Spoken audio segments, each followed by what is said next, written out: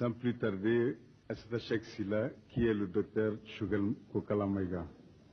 Le docteur Choguel Kokala Maïga est né en 1958 à Tabango, cercle d'Ansongo.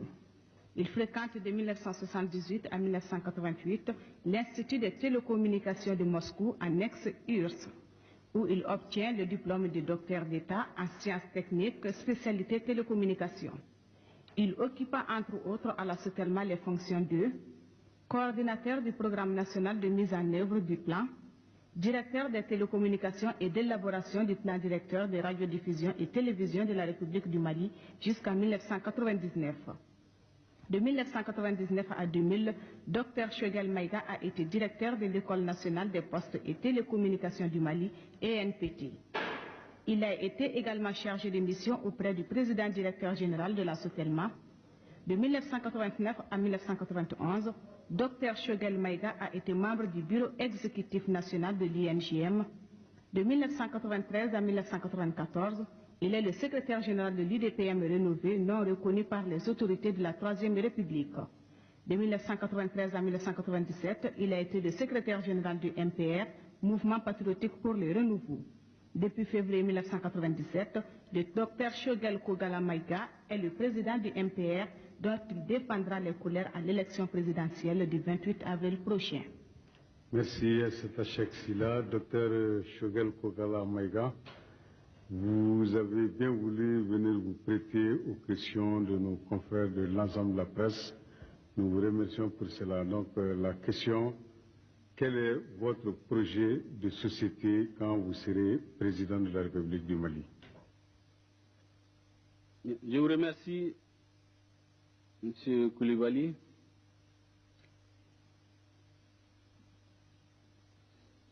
Avant-hier, lors du lancement de ma campagne à Kangaba, je suis revenu sur les points clés de mon discours d'investiture, qui est en fait une profession de foi dans laquelle j'ai dit notamment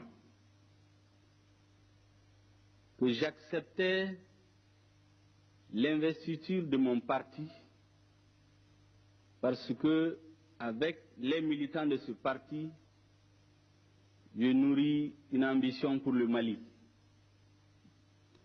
Une ambition de puissance, une ambition de grandeur, une ambition de paix et de stabilité. J'ai expliqué ensuite que pour réaliser cette ambition, nous avons besoin de nous appuyer sur un socle solide qui, à son tour, s'incruste dans la notion de réconciliation nationale. La réconciliation nationale qui est utilisée au point qu'elle est galvaudée ne se ramène pas à régler quelques problèmes politiques du jour, ou ne se ramène pas seulement au fait que des hommes politiques forcés par les circonstances électorales se retrouvent. C'est une dimension, mais ce n'est pas ce que je vois quand je parle de réconciliation nationale. Après les événements de 1991, nous avons constaté, mes camarades et moi, que depuis 50 ans, dans notre pays, à chaque fois qu'un régime change, on impose à la nation, et ça s'accepte comme tel, on déchire et on brûle l'ensemble des pages inscrites pendant les périodes antérieures pour faire le jeu du prince du jour. Le résultat de cette approche à long terme, de notre point de vue, est que nous ne construisons pas une nation qui a ses racines plongées dans le passé, qui s'appuie sur son passé pour construire l'avenir. Parce qu'à chaque étape, ceux à qui les Maliens ont cru, ceux qu'ils adorent dans une certaine dimension, sont traînés dans la boue parce qu'ils ont quitté le pouvoir. Et de cette façon, nous nous trouvons avec une jeunesse, une nation sans repère, en perpétuel recommencement. Et nous avons dit que pour mettre fin à ce cycle qui nous conduit dans l'inconnu, il faut avoir le courage de dire que chacun des hommes qui ont eu la chance d'assumer des responsabilités suprêmes dans notre pays à un moment donné de son histoire, comme tout humain, a commis certes des erreurs, mais ma conviction c'est que l'ensemble sont des patriotes. Ils ont aimé leur pays. Les circonstances de l'histoire et du moment ont pu imposer certains choix dont certains de nos citoyens ont été victimes. Mais globalement, ce sont des patriotes qui aiment leur pays. Un. Deuxièmement, dans leur œuvre, il s'agit pour nous de rechercher, même à la loupe, a fortiori lorsque on le voit sans avoir besoin de lunettes, tout ce qui a pu être fait de positif et durable, et nous appuyer sur cela pour reconstruire l'avenir. Et c'est pour cela qu'aujourd'hui, je l'ai dit récemment dans un journal, que lorsque nous disons que nous nous réclamions de l'héritage de l'UDPM et du général Moussa Traoré, ceux qui sont à la tête de l'État malien aujourd'hui en sont l'illustration. La meilleure ressource d'un pays, ce sont les hommes. À la tête du Mali, nous avons un président de la République et un premier ministre, tous anciens ministres de Moussa Traoré, qui n'étaient pas obligés de les prendre. Il a décelé en eux des qualités. Parce que dans le choix des hommes, il faisait le maximum pour prendre des hommes compétents. De 91 à maintenant, à chaque fois que la nation a eu à faire face à des problèmes sérieux, on fait appel à des cadres dont le talent et les qualités ont été identifiés et reconnus et mis en exergue par le président Moussa Traoré. J'ai donné l'exemple de la CMDT qui est tombée en déconfiture et depuis 2 ans, pour remettre la CMDT sur les rails, les bailleurs de fonds et les autorités ont fait appel à qui, vous savez, 2 anciens ministres de Moussa Traoré. L'ancien ministre du Développement rural, Fanyana Makone, et l'ancien ministre des Finances, Tchena Koulibaly. Aujourd'hui, l'ensemble des officiers supérieurs qui sont les porte-étendards de l'armée nationale, ce sont précisément ces officiers que le président Moussa avait en son droit identifiés et mis au poste stratégique dans notre armée. Kafuguna Kone, le général Tchekoura Doumbia, le général Amadou Toumani Touré, j'en passe. Ça, c'est en ce qui concerne les hommes. Lorsque vous prenez les projets stratégiques de développement du Mali, qui sont systématiquement inscrits à la page 1 de la carte de visite du Mali, c'est le coton qui a créé la CMDT, qui a réorganisé la CMDT, c'est le général Moussa Traoré. La CMDT en 91 était sur une pente ascendante, 300 000 tonnes. Nous étions en train de monter lorsque le régime a chuté. La tendance a été maintenue. On parle de 500 000 tonnes. L'organisation du monde rural. On parle de l'or aujourd'hui. Le Mali est le 2e producteur et en passe d'en devenir le 3e. Les recherches fondamentales pour découvrir l'or comme produit stratégique du Mali, c'est des investissements qui ont été faits pendant 20 ans. C'est un choix stratégique qui a été fait en son temps. Nous récoltons les fruits aujourd'hui. L'indépendance d'un pays et son développement se font nécessairement à partir de l'indépendance énergétique. Aujourd'hui, 75% de l'électricité du Mali est produite par les barrages hydroélectriques. Ces barrages découlent d'une volonté politique, de décisions volontaristes. Le Mali s'est fait l'arbitre, l'organisateur, le négociateur pour que ces projets aient lieu. Séléngué et Manantali, en dépit des conflits qu'il y avait entre les pays. Parce que le choix était qu'à l'horizon 2002, il faut que notre pays cesse de payer du pétrole, cesse de payer du charbon, et qu'il puisse, à partir des grands fleuves qu'il a, puisse être indépendant sur le plan énergétique. Beaucoup d'hommes aujourd'hui qui sont dans les sphères de l'État, en son temps, s'étaient opposés à ces projets, parce qu'ils disaient qu'ils n'étaient pas rentables. Aujourd'hui, on cueille les fruits, mais on cueille des fruits qui sont amers, parce que l'énergie qui devait être baissée aujourd'hui, le prix a pris l'ascenseur, ce qui est tout à fait anormal et ne correspond pas aux objectifs qui étaient fixés il y a 15-20 ans. Ça, c'est dans le domaine de l'énergie. L'école, on peut dire ce qu'on en veut. En 1968, lorsque les militaires ont pris le pouvoir, naturellement, l'un des corps les plus organisés auxquels ils ont eu à faire face, c'est le corps des enseignants, qui militaient majoritairement dans l'Union soudanaise RDA. C'est l'un des corps qui a rejeté tout de suite le régime militaire. Et naturellement, vous savez, dans les luttes pour le pouvoir, et on l'a vu en 97 ici, lorsque le pouvoir en place était menacé, il a violé la bourse du travail, il a violé les domiciles, il a violé les centres scolaires. Ça veut dire que lorsque le pouvoir est en jeu, surtout dans les années 70, il y a des dérives qu'on ne peut pas justifier ni défendre, mais qui peuvent arriver.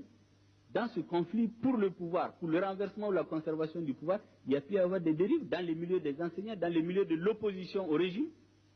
Mais je dis, là encore, et je l'ai répété récemment à des journalistes sénégalais, que Moussa Traoré n'en a pas le monopole. J'ai dit à des Sénégalais ici, que Senghor a mis des hommes en prison, certains en sont morts. Vous faites l'affaire, certains en sont morts. Donc Moussa Traoré n'en a pas le monopole. Ça ne peut pas être le seul critère de son jugement. Encore que des hommes viennent à la télévision au Mali aujourd'hui pour dire, oui, en 69, nous avons voulu renverser le régime militaire, parce que nous n'en voulions pas. Mais dans les années 68, 70, dans les autres pays, quand vous fomentez un coup d'État, vous perdez. Ce qui vous attend, ce n'est pas des jugements à 20 ans de prison. Le Mali est le seul pays dirigé par un régime militaire où il n'y a pas eu d'exécution sommaire. Tous les coups d'État, vrais ou faux, parce qu'en réalité, concernant les coups d'État en Afrique, il ne faut pas se faire l'avocat du diable. On ne connaît pas tout ce qui se cache derrière ces coups d'État. Mais vrai ou faux, c'est des exécutions sommaires. Tous les coups d'État au Mali, les auteurs de ces coups d'État ont été jugés.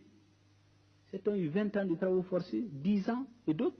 Maintenant, ce qui est intéressant, c'est que certains acteurs des coups d'État disent aujourd'hui, vous avez vu à la télévision, il y a des émissions qui ont passé, oui, on voulait renverser le régime.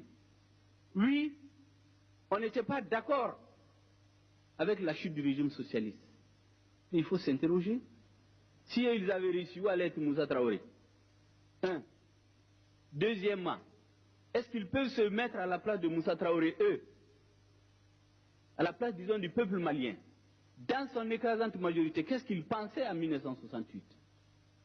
Les archives de l'ORTM sont là, ils en font foi.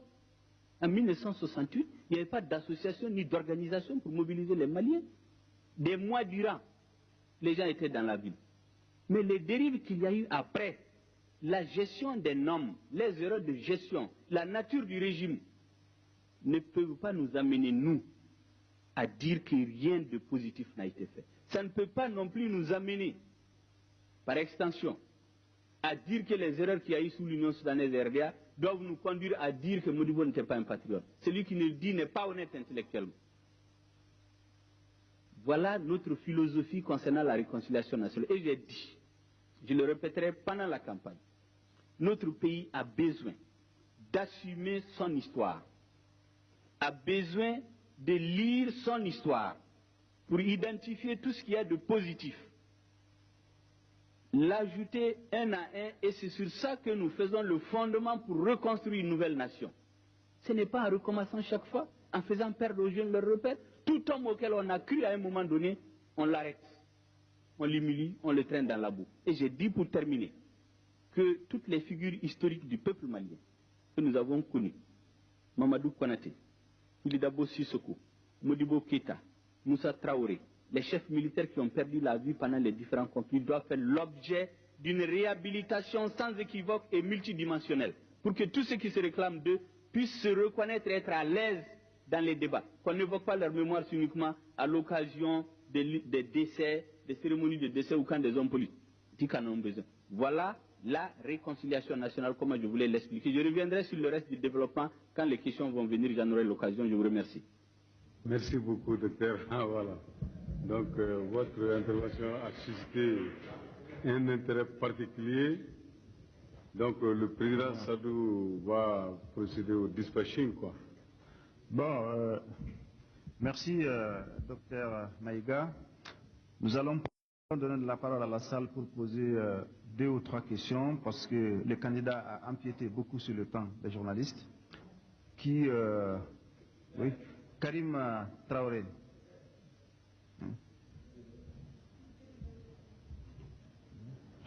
Merci bien, Monsieur le Président. Monsieur le candidat, Karim Traoré, journaliste à Radio Liberté. De régime en régime, l'économie malienne a été toujours considérée comme catastrophique. Et vous avez connu l'économie malienne. Si je dis vous, vous êtes fait entourer par des anciens dignitaires. Et présentement, vous comptez revenir au pouvoir. L'économie malienne est chapeautée actuellement par une corruption, une délinquance financière. Le rapport de la Banque mondiale récent a fait ressortir une fuite de 40 milliards ou à peu près. Alors, pour un développement durable, par quelle option allez-vous commencer pour lutter contre cette corruption? Et par la suite, si vous pouvez nous faire une sorte de parallèle entre cette lutte et l'application de la loi portant sur le marché gré à gré. Je vous remercie. Oui. Bien. Rapidement, l'économie malienne, elle n'est pas catastrophique. Hein. Mon intime conviction, c'est que nous avons beaucoup de ressources. Il s'agit de créer, à l'issue d'une bonne politique de réconciliation nationale, une synergie des énergies pour créer une dynamique et faire en sorte que sur une certaine période de l'histoire, l'ensemble des ressources de notre pays puissent être orientées pour faire face à des défis que nous identifions à des moments précis. C'est ainsi que la question de l'autosuffisance alimentaire a été réglée. La question de l'indépendance énergétique au Mali de notre pays est réglée. Il s'agit aujourd'hui de préparer le Mali pour le mettre dans le 3e millénaire, faire face aux questions de l'heure, la mondialisation et autres. Pour ce faire, ce n'est pas compliqué, il faut remettre les Maliens au travail. Les remettre aux Maliens au travail en créant les conditions politiques, psychologiques, institutionnelles, pour que chacun travaille et qu'il vive du fruit de son travail. Ce qui est tout à fait antinomique de cette politique de tape à l'œil, de cocaguet, de lutte anticorruption, où on faisait danser les gens dans la rue en 91, pendant qu'on faisait le cocaguet, les gens dansaient, on faisait disparaître les dossiers de la commission de lutte contre l'enrichissement illicite, qui étaient établis sous l'UDPM. Si on voulait faire le cocaguet, c'était simple, le régime a chuté. On dit qu'il est corrompu. Prenez les dossiers, interpellez les gens un à un. Au lieu de cela, on a mis les dossiers à côté et on mettait les étudiants dans la rue. Et des cadres véreux que nous connaissons ont été promis à des postes de responsabilité, précisément pour régler leurs comptes avec les anciens dignitaires. Après la Troisième République est venue, cocaguet ont dansé, les élèves dansaient, les chômeurs dansaient, les partants volontaires à la retraite dansaient. Qu'est-ce qu'on fait? Un pays qui est en guerre, on met les militaires en retraite anticipée. Un pays qui a des problèmes d'école, on met les enseignants en retraite anticipée. Où est-ce que vous avez vu ça? Pour ensuite recruter d'autres. Voilà les choses qui m'ont personnellement révolté lorsqu'on faisait danser les gens dans la rue. Et les questions essentielles de notre peuple qui intéressent la vie du Mali ont été mises à côté. Et c'est pour cela que je vous dirais que la question des marchés de gré à gré, le fait de faire sauter le plafond à partir duquel on ne peut pas faire un marché sans faire appel d'offres, ça a été fait. Mais les autres étaient surpris, mais nous n'étions pas surpris parce que nous suivions la logique, le comportement des gens. Pendant que la grande masse était dans la rue, il y en a des gens qui faisaient ce qu'ils voulaient. Aujourd'hui, c'est très simple. Hein? Il y a des règlements, il y a des principes, il y a des institutions chargées de réprimer la corruption. Il suffit que ces institutions soient mises en marche, que ça fonctionne et que l'État donne l'exemple. On ne paralyse pas toutes ces institutions et venir dire que les gens font la corruption ou l'organiser et l'institutionnaliser à partir de la loi. Ce n'est pas normal. Ceux qui n'ont pas posé encore des questions, Takiou. Hein? Oui. Merci le Président Je rappelle aux candidats que quand la question est posée, vous pouvez donner une réponse rapide, parce qu'il y a beaucoup de gens qui s'intéressent à vous. Je vais répondre à l'américaine. Merci le Président. Shahana Takiyo, journal L'Indépendant. Monsieur le Président, pour ma part, je retiens que la question de Ibrahim Famagan Koulibaly, qui est la question introductive, n'a pas été répondue, du moins bien répondue. C'est pourquoi vous me permettez de revenir sur ça, parce que j'ai constaté que vous avez tenté de faire un parallèle entre le régime de faim, celui de la Troisième République et le régime qui l'a précédé, pour pouvoir dire que le régime de faim a travaillé malgré ses faiblesses, ceci, cela, alors qu'aujourd'hui, il est bien connu de tout le monde que vous n'allez pas convaincre grand monde en disant que ce régime-là a mieux fait que celui qui l'a précédé ou la Troisième République. Le débat n'est pas à ce niveau, Monsieur le Président, mais je voudrais vous demander, encore une fois, parce qu'on parle de projet de société, ce que le MPR propose au Mali. Quel type de société le MPR propose pour le Mali? Les grandes orientations vraiment de ce projet de société. On sait que le temps que vous avez ne vous permet pas de rentrer dans les grandes orientations de la société nouvelle que vous proposez pour le Mali. Merci. Bien. Effectivement, vous savez que j'ai une difficulté par rapport aux autres candidats parce qu'en réalité, je me bats contre tous sur un plan précis, mais je vais le continuer parce que je suis sûr que le temps et le peuple me donneront raison. J'étais obligé de revenir sur ça. Déchirer et brûler les pages de l'histoire du Mali, nous sommes contre, nous y opposons, et c'est pourquoi je parlais de réconciliation nationale. Deuxièmement, nous avons dit dans notre discours d'investiture que notre peuple a un fonds consensuel. J'ai suffisamment voyagé dans le Mali, je le connais. Quand vous parlez aux gens, vous venez quelque part, vous voulez régler un problème, on écoute tout le monde d'abord, on trouve le juste milieu. Ce n'est pas l'unanimité. Et nous avons dit que la démocratie qu'on construit chez nous, elle doit plonger ses racines dans le fonds consensuel de notre peuple. Ça, sur le plan institutionnel. Nous avons parlé de libéralisme. Au MPR, nous disons que le libéralisme ne nous vient pas d'Occident. Depuis l'Empire manding, on dit, les Bamanas, ça, ils se savent. Tchikelauka Tchike, Djagokelauka Djagoke. Je peux continuer. Ça veut dire que chacun fait son travail. Les militaires font la guerre, les pêcheurs font la pêche, les éleveurs font l'élevage. Et notre société, fondamentalement, a été battue sur ce qu'on appelle aujourd'hui le libéralisme. Et donc nous avons dit que nous projetons de construire une société libérale, une démocratie consensuelle. Et c'est ce que nous avons défini à notre congrès comme le libéralisme consensuel. Je ne crois pas à l'ancrage de la démocratie en Afrique dans les prochaines années pour longtemps à partir des votes mécaniques.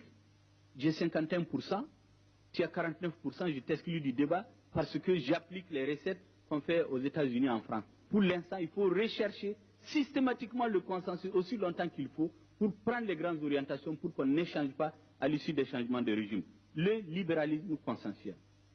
Et j'ai dit que c'est justement pourquoi je parlais de créer les énergies, pour qu'on évite de passer le temps dans les débats sur le passé, parce qu'une fois qu'on l'aura vidé, ça ne nous intéressera plus. Et j'avais expliqué que nous sommes prêts à toutes les lectures possibles de l'histoire de notre pays.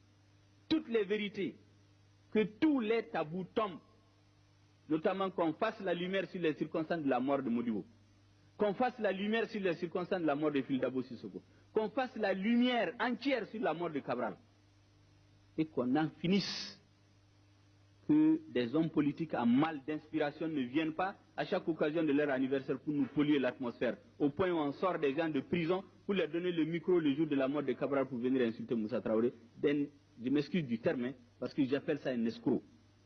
Un élu qu'on prend en flagrant délit en train de falsifier des papiers d'état civil, qu'on met en prison et qu'on sort à la veille d'un anniversaire tout simplement parce qu'il a été militant de l'Union pour venir insulter Moussa Traoré. Qu'on fasse la lumière, comme Cabral a été dénoncé arrêté, torturé, mort, où est sa tombe?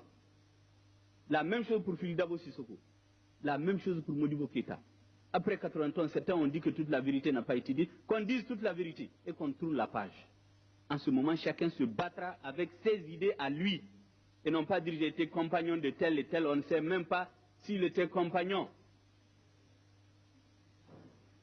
Je sais, je le dis, je sais en toute connaissance de cause, vous déclassifiez les archives de la sécurité d'État. Il y a des gens qui s'agitent aujourd'hui pour jeter des compagnons de Cabral, c'était des indicateurs. Je sais de quoi je parle. Voilà ce que je voulais vous dire. La question suivante, s'il vous plaît. Voilà, chers confrères, vous savez, c'est extrêmement important. Mais il y a d'autres candidats qui attendent. Donc nous allons vous laisser sur votre faim, comme on le dit. Et donc c'est fini? On peut aller? Oui. Nous remercions très sincèrement le docteur Choguel Kokala Maïga. Et je rappelle également que notre consoeur, Fatoumata Maïga qui est là, c'est son mari. Et Fatoumata Maïga est la secrétaire générale de l'ODEP. Donc c'est le lieu également vraiment de rendre hommage à notre consoeur, qui est l'épouse du chef de l'État.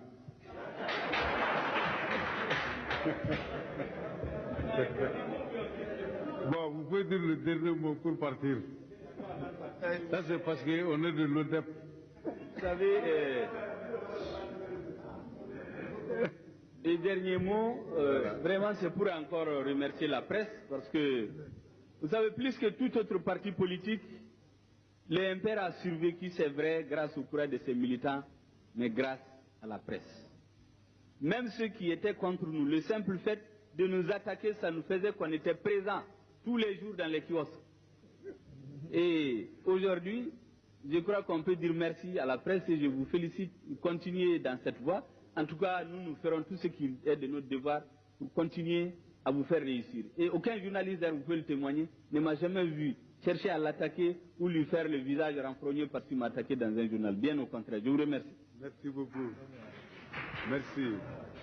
Voilà, l'épouse du chef de l'État, maintenant on peut vous libérer. Merci. Merci. Voilà.